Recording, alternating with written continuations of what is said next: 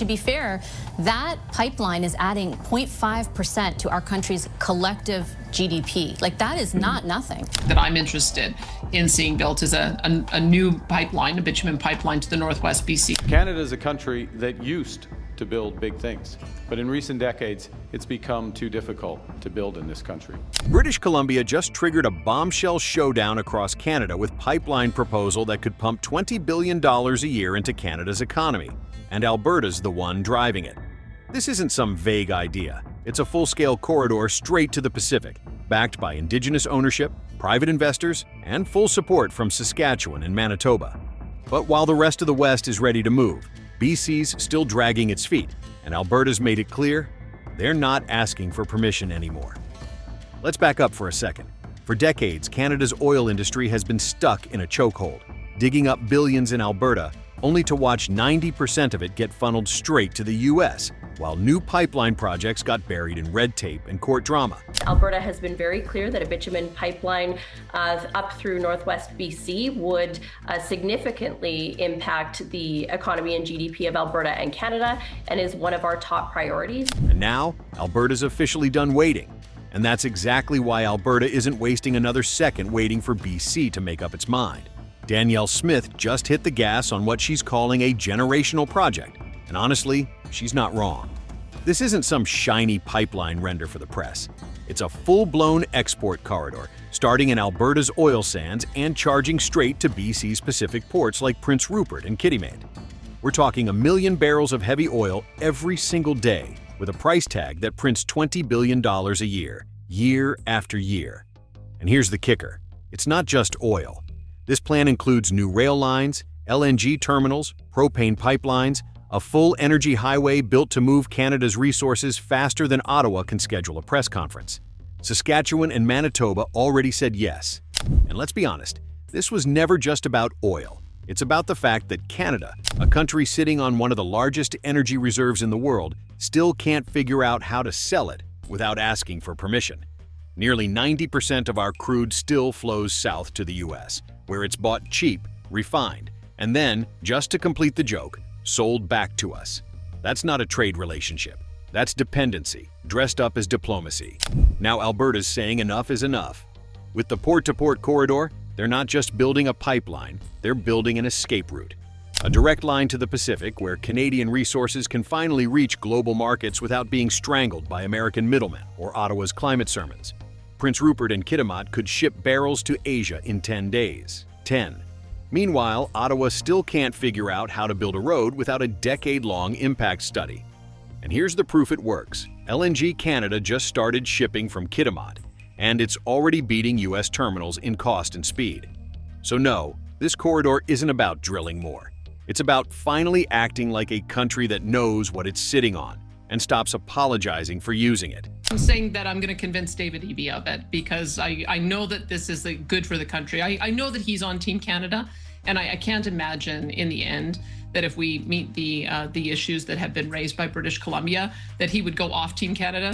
And that's where BC just dropped its own bombshell by refusing to back a pipeline that could reshape Canada's economy. Instead of standing with the West, Premier David Eby stepped into the spotlight with concerns about environmental risks, economic exposure, and what he calls unfinished business with the Trans Mountain project. In a moment where Alberta, Saskatchewan, and Manitoba are lining up to build, BC is holding the brakes, and that's sparked a national showdown. That will benefit Alberta, the Yukon, and all Canadians. I strongly encourage the federal government to pay attention to those projects and help us deliver those projects that are ready to go. Eby says he's open to talks, but only if Alberta brings private investors, covers every dollar, and asks for nothing from Ottawa. Basically, Alberta has to build the pipeline first, and then hope BC agrees afterward. With respect to the province of Alberta and oil, we've supported a federal effort to do dredging in Burrard Inlet. Because incredibly, the $34 billion pipeline that we built, you can't use it to full capacity because you can't get the boats out of the harbor. Now, to be fair, BC has reasons to be cautious. Trans Mountain was supposed to cost $4.7 billion. It exploded to over $35 billion after protests, delays, and lawsuits drove away every investor in sight. Eby's worried about deja vu. But while BC hesitates, the rest of the West is moving forward, and Alberta's making it clear this pipeline is happening with or without their approval. BC's premier says he is not what's getting in the way of a new pipeline project through his province. While BC stalls, Alberta is changing the rules, and they're doing it through ownership, not speeches. Instead of empty promises, Alberta has committed billions to put Indigenous communities in charge of the projects on their land.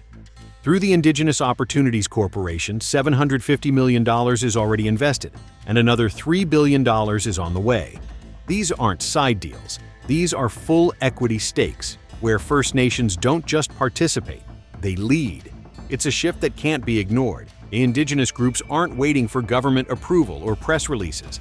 They're stepping into the role of decision makers with direct control and real profit. And it's not just happening in Alberta. In BC, 36 First Nations just secured a $715 million stake in Enbridge's West Coast gas network, proving that ownership works when it's backed by serious capital. And where's Ottawa in all this? Exactly where you'd expect, nowhere helpful. While Alberta assembles funding and Indigenous communities buy in, the federal government is still stuck in announcement mode. They've passed fast-track legislation for nationally significant projects, but not a single one has moved forward. Not because they can't, but because they won't lead until someone else does the work for them. Natural Resources Minister Jonathan Wilkinson says they're waiting on the private sector to submit a proposal. That's it. No push or partnership. Just another round of federal fence-sitting while billions in investment hang in the balance. Even their big Indigenous loan guarantee, the one Ottawa called historic, has already been called out for being more style than substance. Delayed, vague, and buried in bureaucracy, while Alberta's deals are already closing. Once again, Alberta moves first, and Ottawa left watches. And that's the real bombshell here. The provinces are moving with or without federal permission. And the longer Ottawa clings to process over progress, the more they shrink in the conversation. Alberta's building, BC's resisting. But Ottawa? They've already sidelined themselves. If the Premier of Alberta is able to deliver it, then let's have that conversation. But I don't see that. While BC hesitates and Ottawa drags its feet, Saskatchewan and Manitoba aren't wasting time. They're all in. Premier Scott Moe and Premier Wab Kinew have made it clear.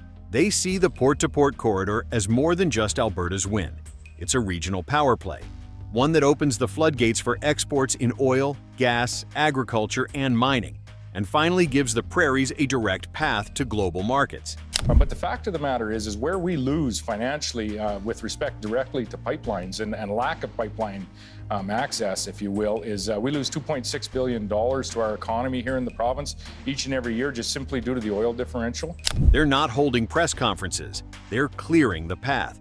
Both provinces have backed the plan publicly, knowing the economic spillover won't just help Alberta. It'll boost job creation, infrastructure, and revenue in their own backyards. And unlike BC, they're not demanding conditions or guarantees. They're backing action. Here's where it all starts to feel like a bad joke.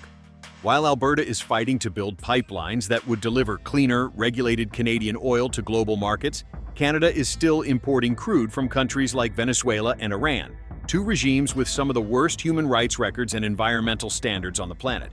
So we block our own oil in the name of climate, then buy the dirtiest fuel on Earth from authoritarian states. Make that make sense. And the irony doesn't stop there. Since 2015, Alberta and Saskatchewan have led the country in actual emissions cuts. Methane emissions are down 65% in key oil-producing regions, and oil sands producers are investing in net zero strategies through carbon capture and clean technology. But somehow, the same provinces making progress are the ones being punished with delays, restrictions, and political lectures. So while Ottawa flaunts climate leadership at international summits, it's the West that's putting in the real work and getting blocked at every turn. The message couldn't be clearer. Canada doesn't mind oil, as long as it doesn't come from its own backyard. Companies have been less willing to invest in new growth, and that's also been compounded by the lack of market access because we haven't had enough pipelines. And if you think the cost of inaction is just political, think again, because Canada's already lost over $500 billion in canceled and delayed energy projects. Major pipeline projects like Keystone XL, Northern Gateway, and Energy East were all canceled after years of political delays, legal challenges, and government inaction. Every time a province steps up with a plan, it gets dragged into years of hearings, courtrooms, activist stunts, and federal delays until investors walk away and the opportunity disappears. That's not caution, that's economic sabotage, and we've paid for it in jobs, in global credibility, and in lost infrastructure that could have funded everything from healthcare to clean energy innovation. This is what makes BC's latest resistance such a bombshell. After $500 billion in vanished opportunity, project after project has been shut down, the province sitting on the exit route to global markets is still hesitating, still questioning, still slowing everything down. So no, this isn't just about another pipeline. It's about whether we've learned anything at all or if we're just committed to making the same billion-dollar mistakes all over again. And here's the part no one wants to talk about: the money. Alberta pours over $20 billion a year into Canada's economy, and much of it funds provinces that actively block its pipelines, including BC. That's the irony. The ones protesting the loudest are still cashing Alberta's checks. This isn't just about oil anymore. It's about who builds, who benefits, and who keeps standing in the way. So, here's the real question. How long can BC afford to hold back a country that's already moving without it? If you're watching this unfold and wondering what comes next, hit subscribe, because this pipeline battle is just getting started.